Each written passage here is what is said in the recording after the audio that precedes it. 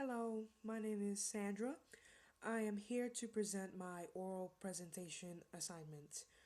The text I am doing is a poem. The name of the poem is Do Not Stand at My Grave and Weep. Sorry. The text is written by Mary Elizabeth Fry. It is written and published in 1932. Authorship confirmed in 1998. By Abigail Van Buren, a newspaper columnist. The context of the poem is that the author speaks of death in a welcoming tone. She uses imagery and metaphoric words to comfort those who would mourn her passing. She looks at a death not as an ending to life but as a beginning of another. The purpose of the poem was that the author wrote it to comfort her family who had lost a loved one and was unable to visit the grave. The author's intended audience was her family friend who had lost her loved one. The meaning of the poem is that all deaths are tragic. We are part of an eternal cycle. Death is part of the cycle. The poem provides imagery of how beautiful life is and that death should not be feared and wept over. The author's credibility relating to the this poem, I wasn't able to find the what other poem she has wrote. I think this poem is the only poem that is published under her name. She was born in Dayton, Ohio. She was an avid reader at age 12. Her poem was first written on a brown paper bag. After many people liked the poem, she then published it and began circulating it around and never put her name on the poem. So that's why in 1998, Abigail Van Buren was able to find the author of the poem that was written by Mary Elizabeth Fry. This poem is the only poem she has ever written. She has written other poems. I've seen that she has written other poems, but this is like the only well known poem that is been talked about and has been recited in funerals. The tone of the poem is hopefulness, comfort, and warmth.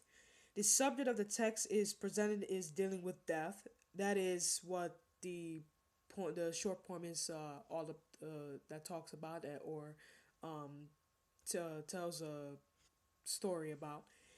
The strength of the poem is very powerful because it aims to bring comfort to those who mourn the loss of someone they love. There is no weaknesses in the poem. The poem have achieved its purpose because many people around the world recite this poem in their loved ones' funerals. This poem reminds people not to weep but to celebrate someone's life he or she have lived. I chose this poem because it reminded me of a time when my mom mourned about her father's passing. She hasn't seen him in about 20 something years because she's living in the United States and he's living in Africa. And he suddenly died one day. I was 7 at the time. And she was, and for the past few days, she kept crying about him because it really touched her heart that she didn't get a chance to see him he, uh, before he was in a better place. And I told her to celebrate his life rather than to, be sad about what had happened to him and that he's in a better place now and that she should think positively about what he has done for her, that how he has taken care of her and how he has loved her and raised her to become the woman she is now. What I've learned about this poem is that it was originally written in a brown paper bag for someone who is experiencing a death of a loved one, and that this is the only poem written about the author. I thought that the author wrote this poem to those who will mourn her passing, and but she originally written the poem because of her friend that had lost her mother uh, back then, and she didn't have the chance to visit her grave. and it has been called a death poem because it has been recited in funerals and talks about not to weep on someone who has passed away, rather than celebrate the life of the person that have lived a wonderful life, and celebrate how life is in the real world. This is the end of my presentation. Thank you.